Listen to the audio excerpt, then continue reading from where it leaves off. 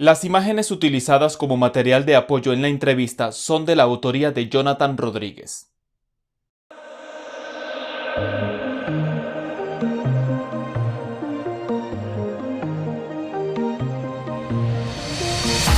Señor Juan Esteban Díaz Puerta, muchísimas gracias por aceptar la invitación del día de hoy. Usted es el segundo invitado de esta segunda temporada. De verdad es un gusto, después de haber compartido tanto tiempo con usted cuando vivía acá en la ciudad de Medellín, ya por fin poder conocer un poco más a fondo su proyecto y poder pues conversar contigo de esta forma tan amena. No, muchas gracias a ti, qué pena. No sé si se entró ahí una interferencia que me estaba entrando una llamada y me conecté desde el celular. No, tranquilo, tranquilo. Juan, eh, Sentarte es tu proyecto personal, según la última vez que conversamos. Tienes mucho rato, ya muchos años ya trabajándolo, ¿cierto? Sí, bueno, nosotros empezamos con esta idea de lo que hoy es Sentarte Arte con Sentido hace aproximadamente 5 años, más o menos es que empezamos a trabajar en esto con diferentes apuestas y bueno, ya llevamos 5 años dándole muy duro a esta iniciativa cultural. No es tu proyecto individual, tienes a una compañera, ¿cierto? Sí, correcto. Pues en este momento, pues tenemos una compañera que es como cofundadora también de esta iniciativa y co-creadora. Y bueno, hemos ido también como ampliando un poco nuestro equipo y ahora pues ya tenemos algunos colaboradores en cada uno de los proyectos y pues también al interior de la empresa. Entonces, digamos que esta iniciativa nace y es co-creada por Wiley Green Santa Cruz. Ella es mujer indígena del pueblo Gunadule y yo que soy Juan Esteban Díaz, ambos productores audiovisuales y creadores audiovisuales. Y bueno, con el tiempo que ya fuimos trabajando, también digamos que empezamos a trabajar mucho desde la gestión social y cultural. Qué interesante el hecho de que tu compañera sea descendiente indígena. Tengo entendido, según el documento que tú me hiciste llegar hace rato, me llamó mucho la atención y es que decía salvaguardar las diversidades. ¿Cómo ha sido realmente ese proceso de salvaguardar la diversidad trabajando directamente con una mujer indígena? Bueno, digamos que pues te voy a contar un poquito también lo que somos como Sentarte para poder avanzar un poco a esa pregunta. Nosotros empezamos a trabajar desde la producción audiovisual con un fuerte enfoque cinematográfico, pero con el proceso empezamos también a migrar a la gestión cultural. Nosotros trabajamos sobre tres pilares indispensables, que el primero para nosotros es la visibilización de las diversidades. Nosotros somos una empresa gestora cultural y productora audiovisual que trabaja por las diversidades y con las diversidades. Entonces, en esos tres puntos, el primero es la visibilización de las diversidades, porque nos dimos cuenta en este trabajo que realmente los pueblos indígenas y las poblaciones diversas en general son muy invisibles. Y digamos que para poder un poco dejar esa invisibilización a un lado es muy importante el conocimiento para el reconocimiento de las diversidades como parte de la pluriculturalidad que tenemos en Colombia. Entonces, digamos que nuestro primer punto es un ejercicio de visibilización que a través de esa visibilización y con mucho tiempo de trabajo pretendemos que también nuestro trabajo aporte en la integración social de las poblaciones diversas en general. Porque como les digo, aunque ahora estamos trabajando mucho más fuerte con pueblos indígenas, también hemos trabajado con población LGTBIQ más y con población sorda, y bueno, nos interesan como las poblaciones diversas en general. Y el último punto que hace como referencia a la pregunta que me estás haciendo es la salvaguarda cultural, porque nos dimos cuenta que a través de lo que hacemos se logra la salvaguarda de los pueblos indígenas. Y digamos que desde un trabajo que es muy oral y que el audiovisual le apunta mucho, como también a hacer esos trabajos orales que son muy propios de los pueblos indígenas, hemos podido lograr, sí, salvaguardar como algunos elementos. Y estamos trabajando en un documental, en un cortometraje, perdón, animado muy bello, pues en varios, pero en uno de ellos, como puntualmente para hablar de esa salvaguarda cultural, que se llama Mugamboe, que es un proyecto que estamos haciendo para la Royal Holloway University of London, con la Universidad de Antioquia, que es un colectivo de cuerpo y manifestaciones sociales. Entonces, es muy lindo porque a través de este cortometraje vamos a hablar un poco de la importancia de una danza que es propia del pueblo gunadule para llorar a sus muertos que dejó toda la colonia y todos los efectos pues como de la invasión. Entonces, digamos que a través de esto se logran, pues es que el audiovisual es muy transversal a muchas cosas y más desde la manera en la que lo venimos haciendo. Entonces nos dimos cuenta que ahí se puede lograr un ejercicio de salvaguarda muy interesante. Y ahora que me preguntabas cómo había sido eso o cómo es eso, trabajando también desde una fuerza tan femenina, porque digamos que la fuerza desde la que se trabaja en Sentarte es muy femenina, y de hecho a mí eso me parece muy lindo porque muchas veces en reuniones son como, bueno, todas están de acuerdo y estamos todas, y estoy yo, estamos todos. Y ha sido muy lindo porque esa fuerza femenina a mí siempre me ha movido mucho y siempre me he conectado mucho con la fuerza femenina para crear y co-crear. Entonces, desde esa fuerza femenina hemos aprendido mucho y la presencia de Olo Wiley y de sus padres que siempre están aportándonos y asesorándonos y acompañándonos en todas las producciones es muy valiosa para poder lograr ese ejercicio de salvaguarda. Y digamos que ahí también con esa pregunta te hablo un poco de la metodología en la que nosotros trabajamos, porque nosotros trabajamos algo que llamamos co-creatividad desde las miradas propias, pero nosotros siempre buscamos que la creatividad venga de dos miradas, una que no tiene que ser necesariamente de ese pueblo o de esa población con la que estamos trabajando, pero que sí tenga claramente una afinidad, y otra mirada que sí debe ser desde la población con la que estemos trabajando, porque esto no solamente nos garantiza un tema de legitimidad, sino que también nos garantiza un tema de que realmente hay una representación, que es muy importante para poder hacer todas estas producciones. Entonces siempre hay alguien que siempre están en las cabezas, casi siempre buscamos codirecciones, y digamos que también las producciones que hacemos son producciones creativas, entonces nosotros también trabajamos bajo modelos en los que se practica mucho la horizontalidad y nosotros entendemos que la gente llega a crear con su conocimiento, con su experiencia. Entonces sí buscamos que haya cabezas de esas poblaciones, pero que realmente también haya un tema en el que se pueda tejer desde las diferentes diversidades que pueden confluir para darle vida a una idea y a una creación. Me llama mucho la atención, ya yo sabía que ustedes habían participado en distintos festivales, ya habían hecho presencia con su participación en eventos importantes cinematográficos. Y tú me habías comentado en algún momento que les había ido excelente con un material que creo que hicieron el año pasado, en los premios Cintia Catalina, ¿cierto? Algo así me habías comentado tú. Este año estrenó una serie en la que trabajamos el año pasado que se llama la serie El Buen Vivir, que es una serie realizada de la mano de 9 pueblos indígenas por la Fundación Nativo para Canal 13. Digamos que nosotros desde Sentarte hicimos el capítulo del pueblo Gunadule, y toda la serie en general fue nominada a los premios India Catalina dentro de una línea de inclusión social. Pues digamos que en esta ocasión no ganamos, pero igual fue una experiencia muy chévere pues haber tenido esta nominación. Y además fue muy chévere porque a través del Buen Vivir empezamos a hacer otras actividades y apoyar otro tipo de encuentros. Sentarte también dicta talleres o participa tiene un programa educativo. Ustedes nada más han sido nominados a los premios por su trabajo audiovisual, o toda esta parte educativa que ha tenido Sentarte también de alguna u otra forma ha recibido algunos reconocimientos o algunas nominaciones por todo el plan educativo que han tenido en el programa. Bueno, realmente no, pero creo que es porque nosotros no le hemos, o sea, sí tenemos algunas líneas de formación y programas de formación en diferentes ámbitos, como buscando esa visibilización, ese conocimiento, ese reconocimiento, ese trabajo con y por la diversidad, pero digamos que no es nuestro fuerte. Nosotros sí últimamente, y sobre todo este año, que todo nos llevó como a trabajar de otra manera, sí migramos un poco más y seguimos como trabajando más desde el campo audiovisual, con un enfoque un poco cinematográfico, y también pues como buscando, perdón, hacer diferentes ejercicios desde la gestión que apoyen pues también como la visibilización de diferentes artistas y de diferentes apuestas que trabajen desde sus diversidades. Entonces, aunque sí hacemos muchos encuentros y migramos mucho a hacer actividades virtuales y a operar bien esas actividades virtuales, como que nos asumimos ese reto técnico y creativo que es vivirse desde la virtualidad para poder hacer eventos de esta manera, que puedan ser como de alto impacto y que puedan tener como una estética y algo chévere como para las marcas, entidades y etcétera.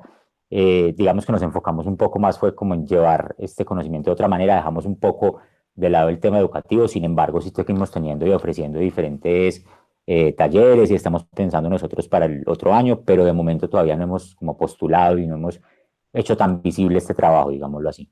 Los talleres o la parte educativa que ustedes manejan, ¿es con el apoyo de la comunidad indígena o es a favor de la comunidad indígena? O sea, sus programas, sus proyectos educativos, ¿es para el resto de la ciudadanía con el fin de concientizar sobre lo que es la cultura y resaltar lo que es la cultura indígena? o los talleres a través de la corporación Sentarte los dictan directamente la comunidad indígena para el resto de la población? Digamos que ahí me haces pensar que tenemos ahí dos metodologías distintas. O sea, pues algunos son más para la visibilización, entonces son más para, como para dialogar y tejer a través de ciertos elementos desde las diversidades. Pero en otros, por ejemplo, el otro año vamos a tener unos talleres que vamos a dictar en algunas poblaciones indígenas, que la idea es dejar implementados como unos elementos comunicativos para que ellos mismos puedan seguir haciendo su comunicación y transmitiendo sus mensajes. Entonces, digamos que esos son de formación. Vamos a iniciar con unos pueblos. La idea es que trabajen personas de esos pueblos en el equipo y poder dejar ahí como sembrada una semilla para la comunicación y para que se puedan generar como diálogos y que ellos mismos sean los que hagan sus herramientas y elementos comunicativos desde sus territorios un poco. Entonces, ahí, digamos que respondiéndote, creo que están un poco los dos frentes.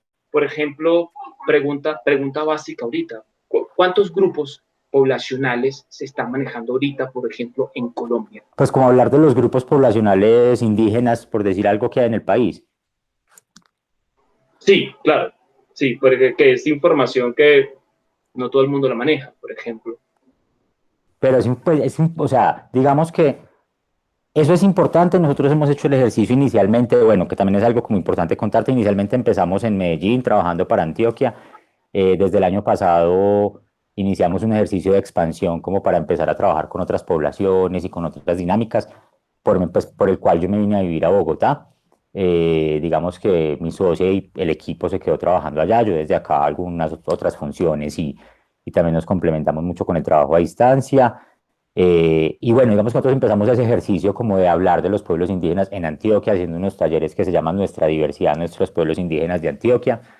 Eh, y eran un poco buscando eso, como visibilizar esos pueblos, pero digamos que hemos pensado en hacer este ejercicio como global a nivel Colombia. Digamos que sería ya prácticamente un diplomado para poder hablar de esto, porque obviamente se vuelve mucho más extenso todo el tema que hay Claro, que trabajar. En Antioquia, digamos que hay 6 pueblos indígenas, 5 que están como, como reconocidos por la Organización Indígena de Antioquia, y un sexto pueblo que son los Nutabe, que están también como en ese proceso de reconocimiento y como de, de lucha también, pues como por ser reconocidos.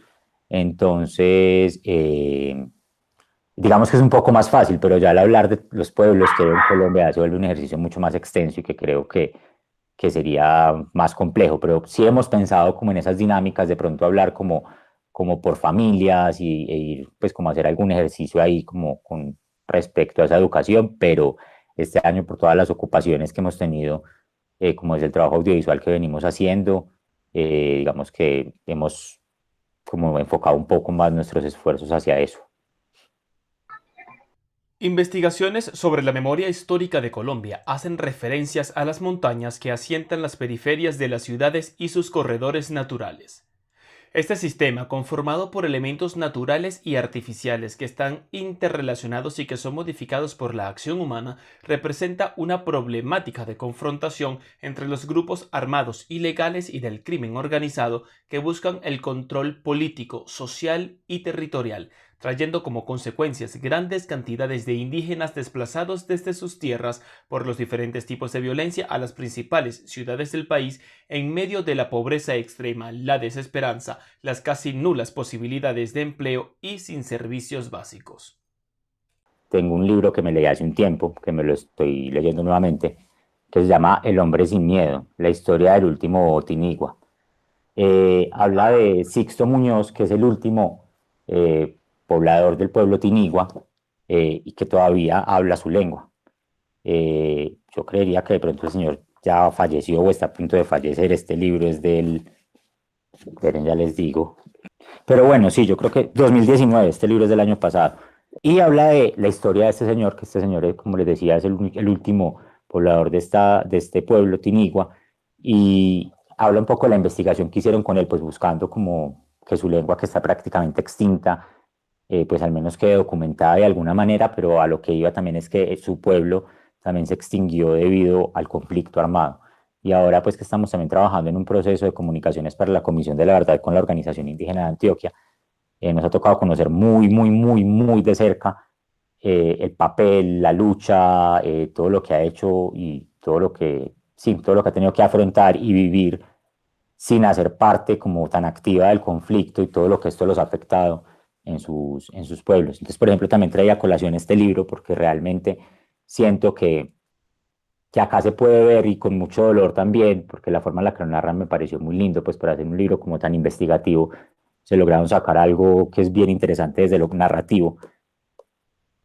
Se vuelve muy sensible uno ver cómo el conflicto, que es un conflicto de mucho tiempo atrás, el que llevamos viviendo en Colombia, ha tenido una influencia tan grande en el genocidio, en el exterminio, en la extinción, en todo lo que viene pasando también con los diferentes pueblos y que a los pueblos indígenas los ha afectado fuertemente. Y bueno, el robo de tierras, todo lo que ha pasado como con respecto a eso.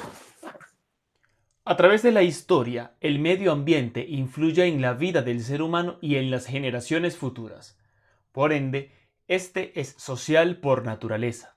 Quiere decir que la mayor parte de su vida transcurre en compañía de otros seres humanos con los que ha tenido que unirse para realizar un trabajo que le facilite su supervivencia con respecto al acceso a los derechos como ciudadanos y la posibilidad de un mayor progreso individual y familiar. Pero el hombre no ha podido enfrentarse solo a todo esto. Por ello, tiene la responsabilidad de aprender a convivir y compartir en su ambiente económico, político y laboral. Pero esa confusión lleva al hombre relativamente a un juego de confrontaciones. He ahí que el conflicto armado se encuentra sumergido en una ola de otras violencias que no derivan de él. Todo esto trae como consecuencia la porosidad de las fronteras entre lo legal y lo ilegal, siendo este un tema nacional muy marcado como eje de contrabando, la organización criminal en una multiplicidad de redes y la imbricación de las dinámicas y del conflicto armado, viéndose reflejado en la ciudad para alcanzar el desarrollo y la paz de los pueblos. Pues detrás de todo esto hay muchos matices y pues la pérdida, que la vida pues es indispensable, pero digamos que más allá de la vida misma se pierde todo, todos los elementos culturales, cosmogónicos, un montón de conocimiento, lenguas que hay detrás de cada integrante de cada pueblo y pues obviamente también como conjunto de cada pueblo. Entonces, digamos que la pérdida que hay, todos los efectos que ha tenido y que tuvo la invasión y la colonia y que seguimos teniendo y todos los efectos de opresión que hay también como desde diferentes mecanismos, se vuelven, pues atentan mucho contra esa identidad y esa pervivencia también como de los pueblos. Entonces, digamos que la cultura se puede trabajar desde muchos elementos, pero volviendo como a ese tema, creo que sí es importantísimo también el tema del territorio, de poder estar en su territorio, de ese derecho al territorio, porque es un derecho que es de ellos, poder Claro. hacer parte de eso, pues es importantísimo igual, pero también como te digo, entendiendo que muchas personas que no están en el territorio pueden estar trabajando por su cultura, por su territorio, pero teniendo que habitar otros espacios. En 2015, la Comisión Interamericana de Derechos Humanos instó al gobierno colombiano a adoptar medidas urgentes para garantizar a los pueblos indígenas el derecho de satisfacer sus necesidades primarias, ya que estas son aquellas necesidades de cuya satisfacción depende la supervivencia, como son alimentarse o comer, dormir, beber agua, respirar, abrigarse y atención de la salud para solventar la vulneración generalizada, desproporcionada e injustificada de los derechos. También ordenó al gobierno que tomara medidas urgentes y prioritarias para asegurar que los niños y niñas indígenas tengan asegurada una vida digna vinculada a la posibilidad de dormir bajo techo, alimentarse todos los días y tener acceso a la educación y a los servicios de salud, entre otras cuestiones consideradas imprescindibles para que un ser humano pueda subsistir y desarrollarse. Y que es muy triste porque pasa con las diversidades, que creo que es un poco lo que nos llevó a nosotros a hacer este trabajo que estamos haciendo, y sí es que todavía hay mucho desconocimiento. Entonces a mucha gente todavía le cuesta entender y aceptar algunas cosas. Juan Esteban, ¿cuál es la población indígena que ha sido más afectada históricamente? Uy, no sé, no te sabría decir eso porque pues digamos que además aparte de que estén afectadas, pues muchas han sido extintas y los pueblos que se extinguieron por efectos de la invasión fueron muchísimos. Entonces, pues por eso creo que el dato como tal no te lo sabría decir, pero lo que sí te puedo decir es que las afectaciones son muchas, pues digamos que lo que te digo del elemento de la lengua es muy fuerte porque también muchas veces por esos mismos enfrentamientos y por todo lo que pasa en muchos territorios, muchos deciden olvidar su lengua, ocultarla, no hablarla, porque muchas veces eso puede constituir una amenaza o un elemento de exclusión al verlo hablar en su lengua. Entonces también ha pasado que muchos pueblos han dejado y muchos pobladores de muchas comunidades han dejado y han perdido sus lenguas por esto. Y pues cuando una lengua se pierden muchos elementos de la cultura. Entonces las afectaciones han sido muchas, pero así como decirte el pueblo más afectado, no te sabría decir, pero todos han sido altamente afectados porque todos han vivido el conflicto armado que ha tenido Colombia desde diferentes ámbitos. Entonces algunos, por ejemplo, están en pura ruta de narcotráfico y obviamente eso es una afectación por muchas cosas, otros están en territorios que otros quieren para el cultivo ilícito, entonces hay muchos elementos, otros están desplazados y confinados en sus territorios, digamos que las afectaciones son de todo tipo, mujeres violadas, asesinatos, entonces como, pues como tal así decirte cuál ha sido el pueblo como que más ha sufrido, no te sabría decir, pero creo que todos han sufrido consecuencias nefastas. Me pareció muy fuerte el hecho de pues, leer las estadísticas pues, de la Organización Nacional Indígena de Colombia.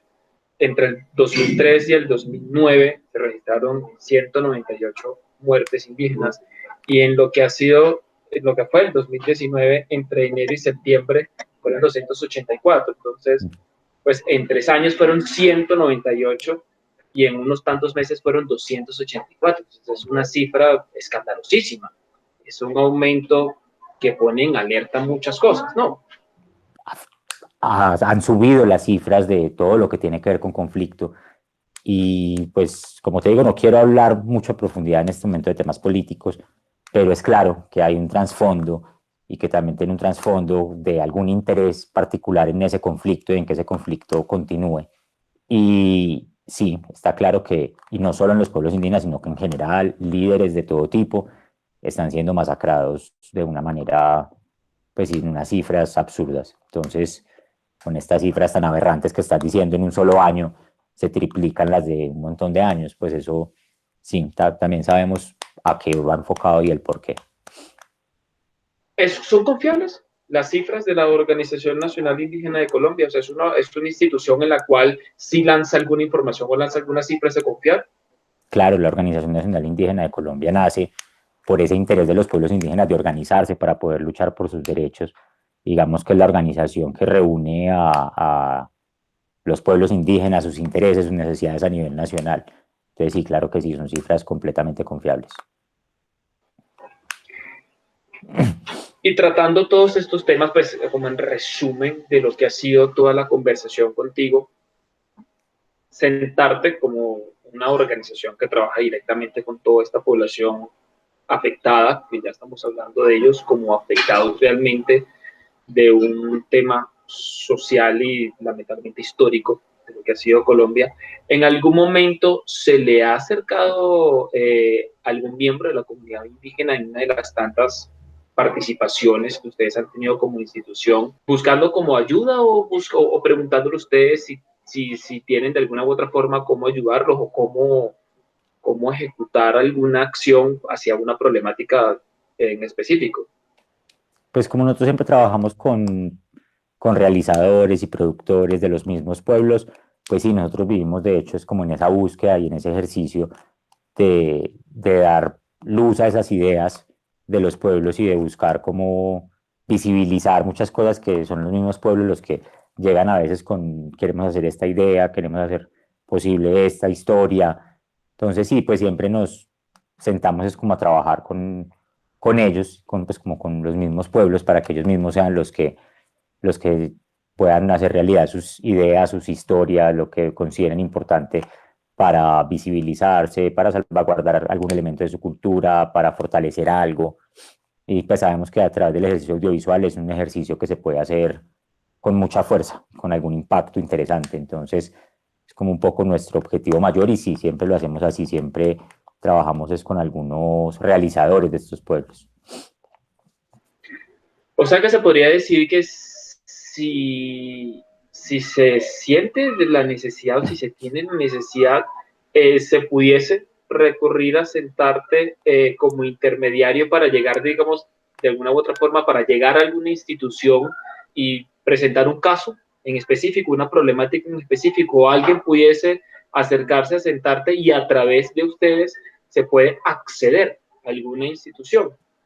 Pues bueno, como te he dicho, pues nuestro trabajo es un poco más desde el tema artístico, cultural y con un fuerte enfoque audiovisual. Sin embargo, claramente, desde todo este ejercicio, pues nos ha llevado como a articularnos con las organizaciones y como con las que mencionabas ahorita, que te mencionaba la Organización Indígena de Antioquia, tú que mencionabas a la UNIC, que es la Organización Nacional Indígena de Colombia.